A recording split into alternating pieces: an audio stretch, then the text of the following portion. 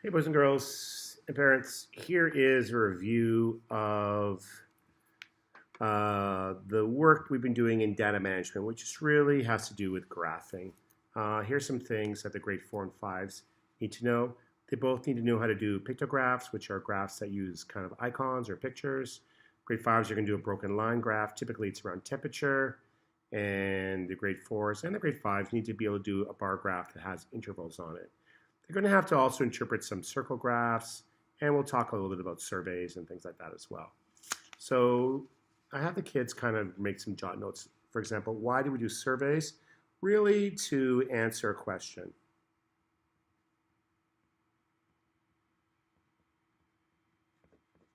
We can easily say what's most popular, but we might also want to talk about why. Why are dogs the most popular or something like that? And also, this is more a grade 5 issue, but if you asked grade 5 boys a question, could you apply that to a different group? Like, who could you apply it to?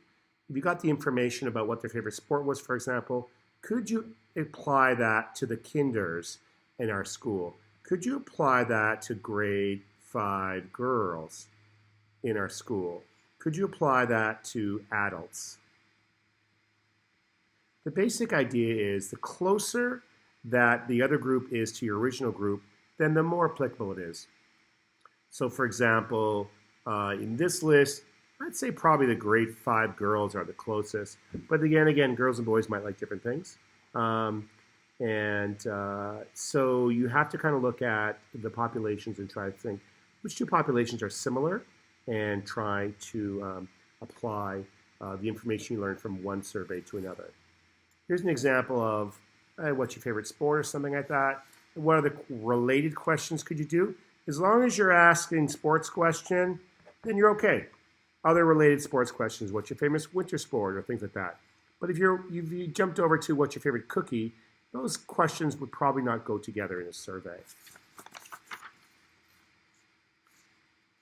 Now, a lot of our graphing has to do with making a scale of some sort.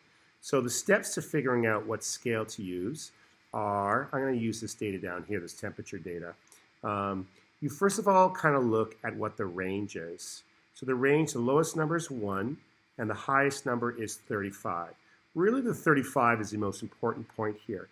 35 is going to be the highest bar, so it has to be somewhere on the graph, and it should stretch to near the top of the graph. So typically what we do is we find the range, and we usually look at what's the biggest number. The biggest number is what we really want, the range, and find the biggest number. Let's just do it that way. And then we do some rounding to find a number that is a round number that is bigger than 35. So in this case, I could do 40 or I could do 50. Either one of those would work. If I did 40, then I'd put 40 at the top of the graph and I'd be counting by 4s all the way up. If I did 50, I'd put 50 at the graph and I'd be counting by 5s. So let me see what I mean by that. I made a boo-boo when I made this. Usually I'm going to give them a graph that only has 10 boxes. So 1, 2, 3, 4, 5, 6, 7, 8, 9, 10. Let's just pretend the graph only goes this high. So if I went with 50, then there's 10 different boxes here.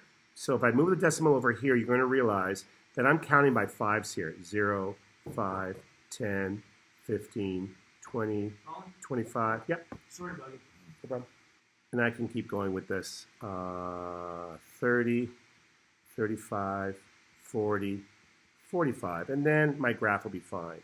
So typically, whatever that number is, let's pretend the number is 182 is my biggest number, let's say. What I would do is I would round up. Let's just say I'd go up to 200. I put 200 at the top, and then I'm counting by 20. So it'd be 0, 20, 40, etc.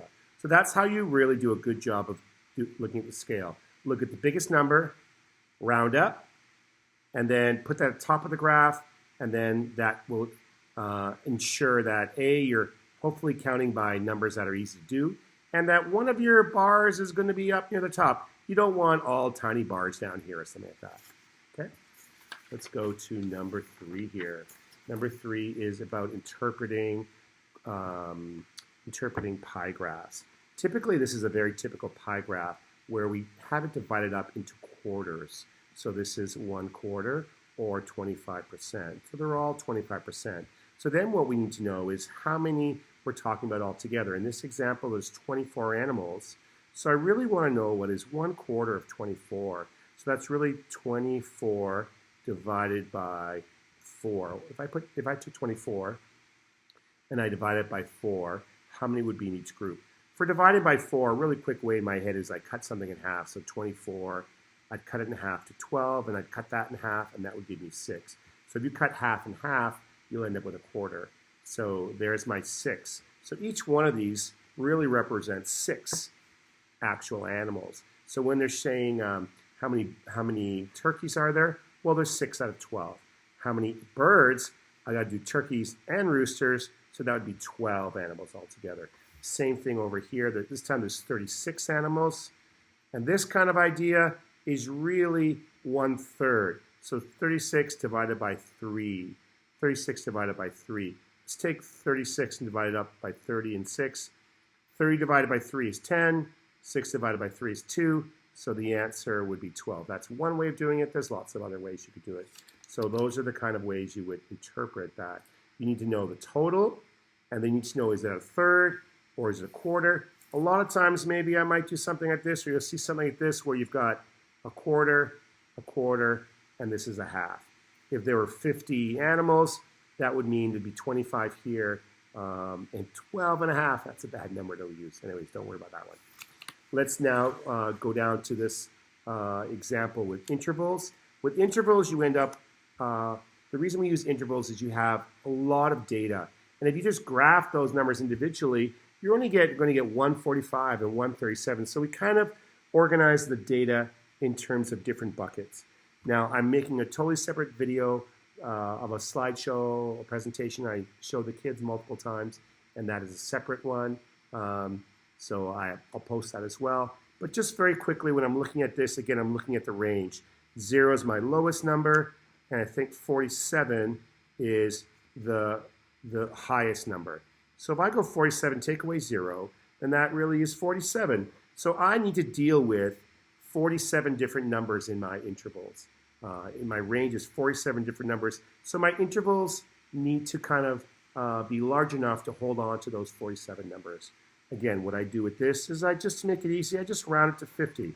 So I'm thinking about, well, how do I divide 50 numbers into, I usually try to get either between 5 to 10 intervals, 5 to 10 buckets that the numbers are going to fall into. I'm starting at 0, and I got to end at 47. Because I'm doing 50, let's pretend I want 5 intervals, or I want 5 buckets. That means there'd be 10 numbers in each bucket. So I'm going to go from 0, and I'm going to go 10 numbers. Now, kids often want to write a 10 here. But 0 to 9, that is actually 10 numbers. 0, 1, 2, 3, 4, 5, 6, 7, 8, 9. That is 10 numbers. So I'm making a T-chart. So any number that's 0 to 9 will fall in here. Then I do 10 to 19 and 20 to 29, etc., till I get to 40 and 49. And I've got 30 and 39. So now, if I have a 0, well, that would be a tally of 1 here. 32, that would be down here, and so on and so on. And that would give me my tally marks for the different intervals. So maybe I'm doing a bar graph, so 0 to 9 goes here, and maybe 10 to 19 goes here, and then I color in how high these things go. But again, just to review, with intervals, the important thing is taking the high number and subtracting the low number, and that gives you an idea of how many numbers you're working with. Then you want to divide that number by 5 or 10 to tell you how many intervals you want to get. That's usually 5 to 10 intervals is usually a good number, but I've also seen in the textbook 3 intervals or 4 intervals as well. Last page, this is solely for the grade 5s, and it has to do with mean, which is kind of like the average, and mode. Why do you use the mean and mode? We use it because sometimes we want to have one number that is the best representation of the data. There's different ways of coming up with what that number is. One way is to do the mode. Just look at what's the most popular number. and do that. So the pros of that, of the mode is the most popular, or a better way of saying most common number that you might find in data. The pros is it's kind of easy to make. And if you have a lot of numbers, the mode kind of works because it's the number that came the most common. The downside is that it doesn't always take into account all the numbers. It just takes into account a small portion of numbers. So it doesn't take into account all the numbers. So for that reason, it's not always used very well. What's the mean? The mean is kind of the average. The pros is it does take in all the numbers. Every number gets to contribute.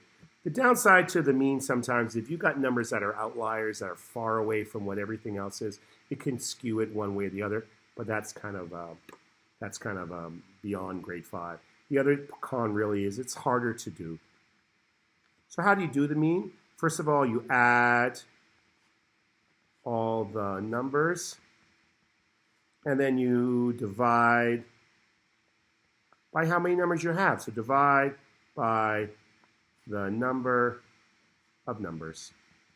So if I had 5 numbers I added together, I would divide by 5. Let's take a look at this thing here. I'm looking for the most common number in this short little data. Oh, 20. Oh, 15 as well. So in this case, the mode could be 15 and 20, but normally it's just one number. What's the mean? I'm going to add it all up. So let's say 20 and 20 is 40, and 15 and 15 is 30, and plus 10, and that gives me a total of 80.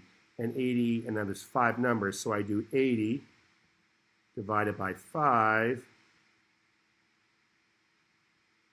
Is that right? 40, 30, 20, 20 is 40, 50, yeah, 80. 80 divided by 5, sorry about that, little brain freeze there for a second. 80 divided by 5 is 16? Is that right? Wow, that's a hard one. I might need a calculator for that one. Anyways, that is a review of what you need to know for the test on graphing. Good luck. Bye-bye.